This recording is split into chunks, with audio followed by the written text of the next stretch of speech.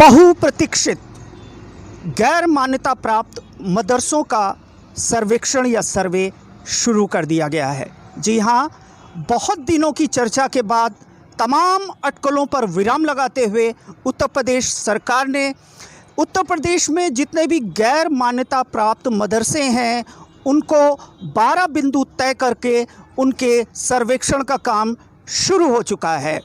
उत्तर प्रदेश सरकार का जहां तक कहना है तो उनका ये स्पष्ट संदेश है कि हम ये जानना चाहते हैं कि इन मदरसों का स्तर क्या है, इनमें पाठ्यक्रम क्या है और इनको किस प्रकार और बेहतर बनाया जा सकता है, उस पर विचार किया जाएगा।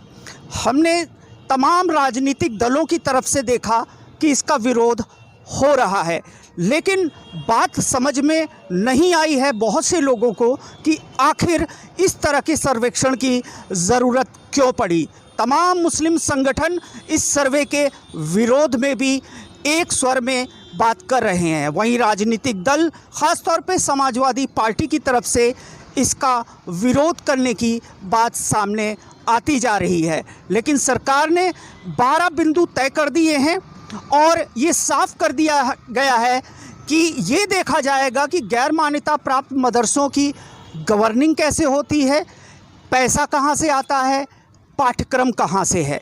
इसके अलावा भी हमने देखा कि तकरीबन 12 पॉइंट हैं। वो कौन से 12 पॉइंट हैं उन पे भी मैं आप लोगों को स्पष्ट कर देता हूं। जो सरकार की तरफ से वो 12 बिंदु तय किए गए हैं जिसका कि सर्वे होगा और स्पष्टीकरण मांगा जाएगा।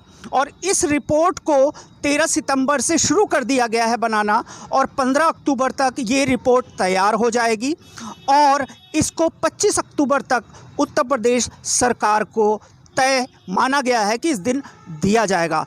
मैं दर्शकों को वो बताता चलूं कि वो 12 पॉइंट कौन से और हैं जो सरकार की तरफ से मुझे मिले हैं, प्राप्त हुए हैं। उनमें सबसे पहला नाम जो होगा वो ये होगा कि मदरसे का नाम क्या है, ये जानकारी ली जाएगी। मदरसों से संचालित करने वाली संस्था का नाम, यानी कौन सी संस्था इसको संचालित कर रही है। तीसरा पॉइंट है मदरसा के स्थापना का वर्ष कौन है और उसका विवरण पूरा दिया जाना है। मदरसों की अवस्थिति का पूरा विवरण, यानी मदरसा निजी भवन में चल रहा है या किराए के भवन में चल रहा है, क्या मदरसे का भवन छात्र छात्राओं के लिए उपयुक्त है, छात्रों को क्या क्या सुविधाएं मिल रही हैं, मदरसे में पढ़ रहे छात्र छात्राओं की कुल संख्या क्या है, इसकी जानकारी ली जाएगी। मदरसे में कुल शिक्षकों की संख्या क्या है, इसको भी स्पष्ट किया जाना चाहिए। मदरसे में लागू पाठ्यक्रम क्या है, मतलब किस पाठ्यक्रम के आधार पर बच्चों को शिक्षा दी जा रही है। मदरसों की आय का स्रोत क्या है, यानी पैसा कहाँ से आता है या तो फंडिंग कहाँ से होती है।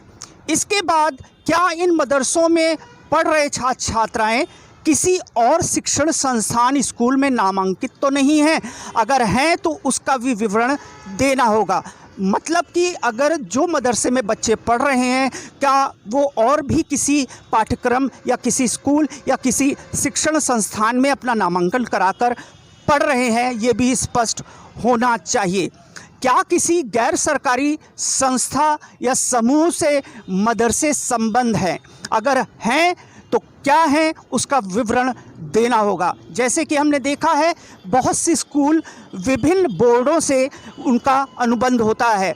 ये स्पष्ट करना चाहती है सरकार कि जो मदरसे चल रहे हैं इनका अनुबंध किस संस्था से है। तो ये 12 बिंदु हैं जिस पर कि स्पष्टीकरण मांगा गया है इन संस्थाओं से।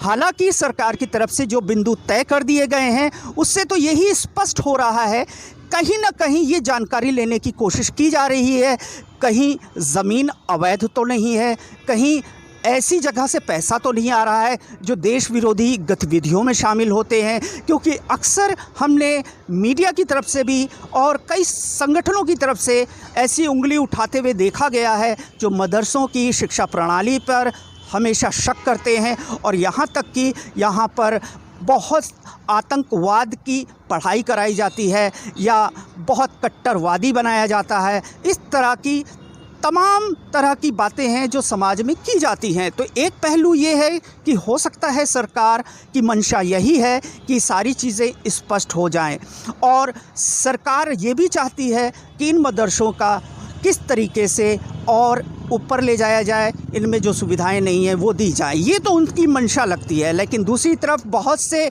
मुस्लिम स्कॉलर्स या मुस्लिम संगठन ऐसे भी हैं जो ये सोच रहे हैं कि इसी बहाने कहीं इन मदरसों को बंद कर दिया जाए। लेकिन इस पे बहुत स्पष्ट बात आज समझ में आई है। मैंने जब पढ़ा तो कहीं ना कहीं मंशा पॉजिटिव लग रही है, नेगेटिव बनाने की कोशिश ना की जाए। हम इंतज़ार करते हैं 15 अक्टूबर तक किस प्रकार की रिपोर्ट पेश होती है, उस पर क्या फ़ैसला होता है।